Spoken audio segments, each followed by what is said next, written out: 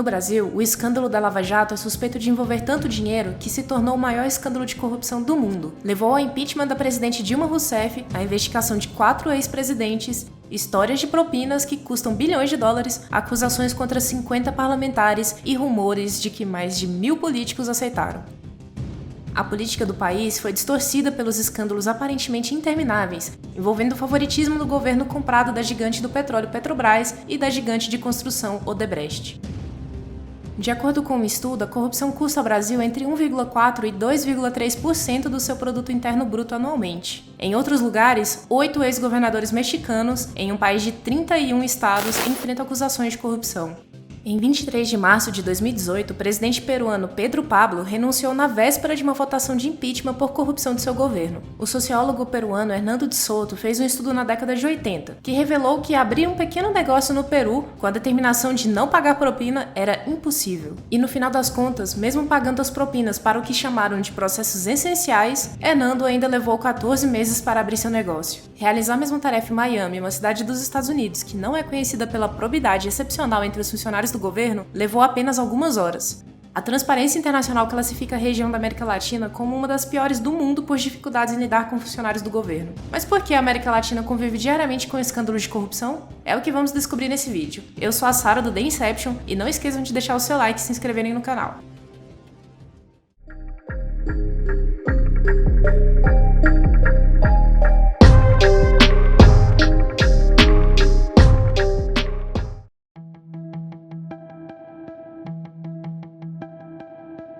Em seu ensaio fundamental, A Summary View of British Rights in America, Thomas Jefferson argumentou que os colonos deviam pouca ou nenhuma lealdade ao governo britânico, uma vez que a maioria dos assentamentos originais nas 13 colônias era resultado de ações privadas.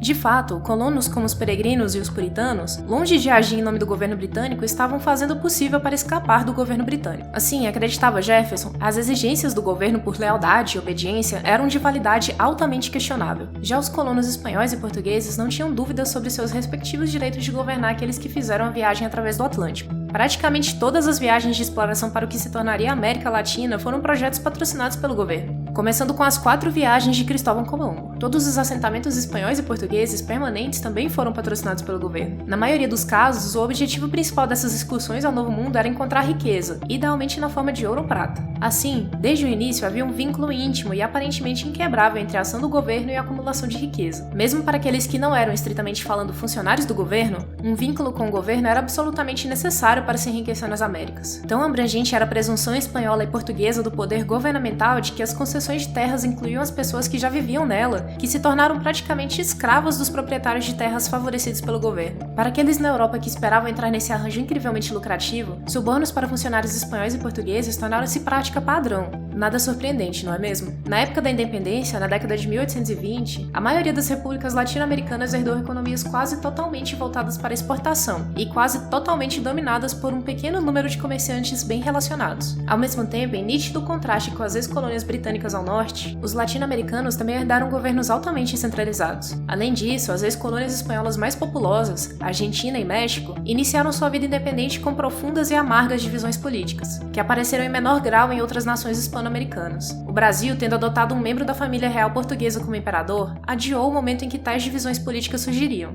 Essa combinação de circunstâncias produziu um legado que atormenta a política latino-americana há 2 séculos, porque os governos eram e são altamente centralizados e quase completamente no controle das empresas econômicas mais lucrativas. Perder uma disputa pelo poder político, seja uma eleição, uma tentativa de golpe ou uma luta intrapartidária, significava um desastre político para os perdedores que perdiam financeiramente e de outras formas também. Dito de outra forma, a ligação íntima entre poder político e econômico elevou as apostas da política além do ponto em que uma cultura política democrática poderia sobreviver. Tal cultura requer em primeiro lugar a disposição para aceitar a derrota, com a confiança de que a derrota é temporária e não resultará em ruína pessoal.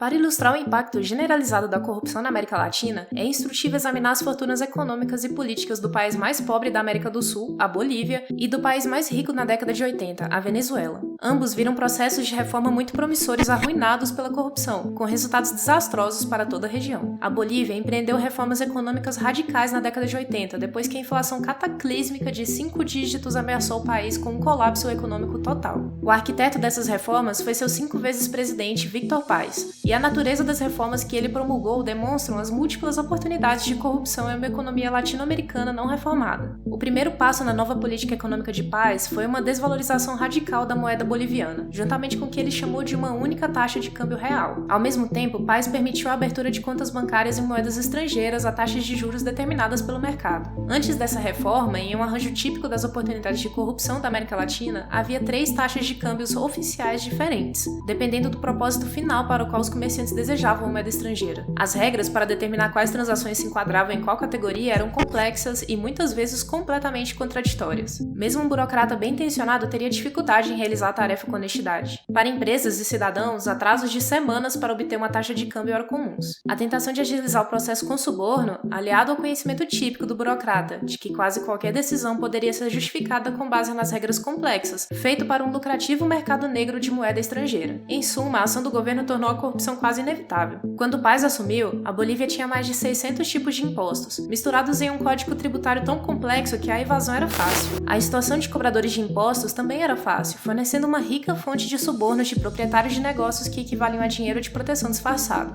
As ações de Paz levam a Bolívia contemporânea, que vive constantemente renúncias de funcionários do governo de alto escalão, e a certa altura, a Bolívia teve 3 presidentes em um único dia. Isso levou à ascensão de Evo Morales, um líder indígena que é esquerdista radical, e que marca o início da virada para a esquerda radical da América Latina. Vale ressaltar que o radicalismo tanto em esquerda quanto em direita não leva a bons resultados. Em suma, a corrupção na Bolívia levou a um dos movimentos políticos mais significativos da região nos últimos 40 anos.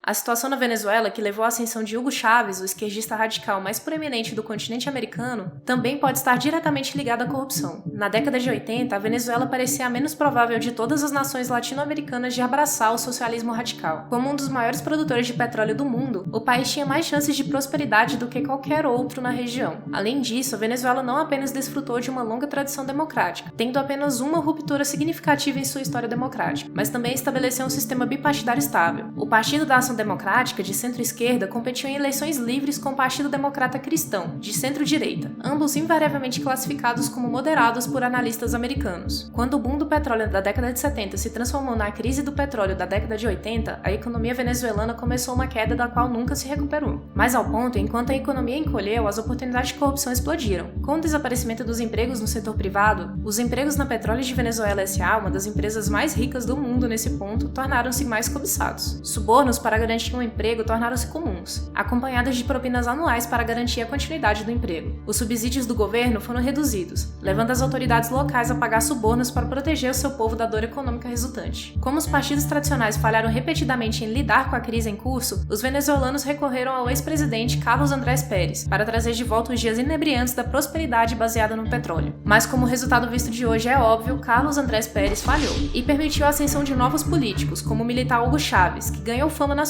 por criticar a corrupção na Venezuela. Desde 1998, a prosperidade da Venezuela, outrora líder do continente, caiu em colapso econômico e sua democracia se transformou em uma ditadura virtual, liderada pelo sucessor escolhido a dedo de Chávez, apoiado por multidões armadas que aterrorizam figuras da oposição. Essa trágica transformação da nação mais promissora da região teve seu nascimento no desgosto dos venezuelanos com a corrupção generalizada dos 2 partidos tradicionais. Embora a Venezuela forneça a ilustração mais vívida dos efeitos de longo prazo da corrupção, seu efeito corrosivo sobre a democracia e uma economia livre também é visível em outras nações latino-americanas.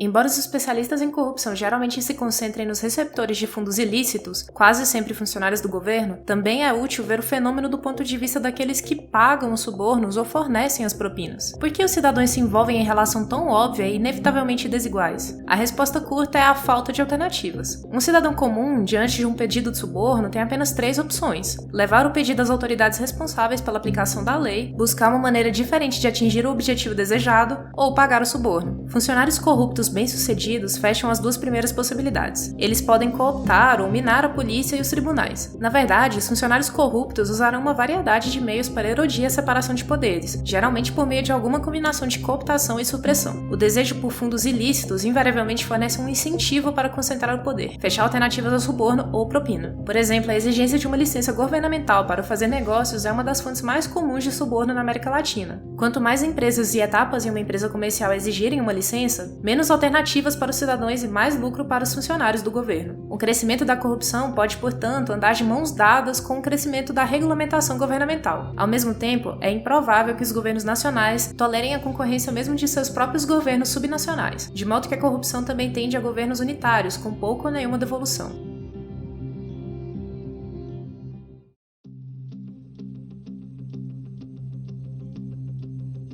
Por que algumas regiões são aparentemente mais afetadas pela corrupção do que outras? O que faz com que a corrupção mude de um incômodo ocasional para uma ameaça existencial? A corrupção provavelmente nunca pode ser completamente eliminada. Alguns dos fatores que permitem e encorajam a corrupção massiva na América Latina são os seguintes. Em primeiro lugar, o poder do governo pode ser tão extenso e abrangente que as mudanças na liderança política ameaçam os meios de subsistência de um número significativo de cidadãos que não são empregados pelo governo. Quando ver um partido perder uma eleição não é apenas uma questão de decepção, é também uma ameaça ao emprego, à casa ou mesmo à liberdade de um cidadão, fazer pagamentos a funcionários do governo torna-se uma questão de sobrevivência. Em segundo lugar, a corrupção prospera na ausência de freios e contrapesos. Ao conceder contratos governamentais, a contratação de empregos governamentais, a concessão de generosidades governamentais e até mesmo o julgamento de atividades criminosas são feitas com um mínimo de responsabilidade intragovernamental. Os funcionários do governo podem nem mesmo ter que tomar a iniciativa para receber suborno. Terceiro, fatores econômicos podem contribuir para uma cultura de corrupção. Onde há falta de oportunidades de trabalho fora das agências governamentais ou quando as empresas privadas estão muito ligadas às agências governamentais, manter algum tipo de favoritismo fora das práticas de contratação torna-se praticamente impossível. Sob tais circunstâncias, tanto os segmentos populacionais favorecidos quanto desfavorecidos podem ver o suborno como necessário, seja para manter seu status de favorecido ou para superar a exclusão do seu grupo. Quarto, e talvez o mais importante, a corrupção requer um abismo de compreensão e conexão entre funcionários do governo e cidadãos. Os primeiros podem exigir subornos ou propinas sem dor de consciência, enquanto os últimos percebem rapidamente que não têm escolha a não ser comprar um sistema corrupto. Todos esses 4 fatores podem ser resolvidos transferindo o poder dos governos centrais para as unidades subestatais em um sistema federal como a dos Estados Unidos. Alguns funcionários estaduais e locais nos Estados Unidos são culpados de corrupção, com certeza. Por isso é importante notar que esse tipo de mudança constitucional não alterará a natureza humana e, portanto, não eliminará a corrupção. No entanto, reduzirá significativamente os incentivos à corrupção e corroerá a sensação de impunidade que permite a corrupção. Primeiro, no nível mais básico, governos menores significam quantias menores de dinheiro no governo nas mãos de funcionários potencialmente corruptos. Arriscar uma atividade ilegal por $1 milhão é menos atraente do que correr esses mesmos riscos por $10 milhões ou $100 milhões. Em segundo lugar, a corrupção prospera na ausência de alternativas. Se uma empresa privada enfrenta uma escolha entre pagar um suborno e deixar um país, é mais provável que seus diretores paguem.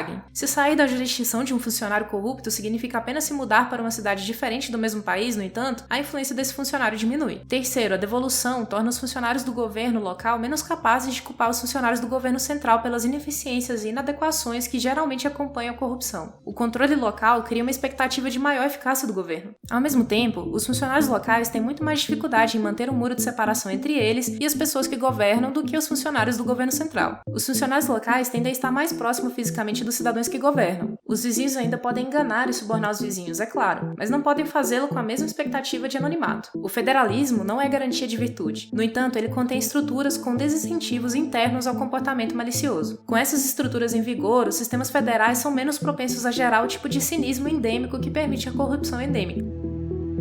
Tendo superado os desafios do fascismo e do comunismo, a democracia latino-americana enfrenta uma ameaça nova e ainda mais perigosa. Essa nova ameaça pode ser enfrentada adotando o federalismo, uma das soluções mais antigas da democracia. Não esqueça de deixar o seu like e se inscrever no canal. Se você gosta de temas que envolvem geopolítica, nós fizemos um vídeo sobre a situação tensa da China e Taiwan. Basta clicar no cards para assistir. E se você acha que o voto consciente pode ser uma ferramenta para acabar com a corrupção na América Latina, nós fizemos um vídeo contando a história dele aqui no canal. Para conferir também é só clicar aqui no cards. Até o próximo vídeo.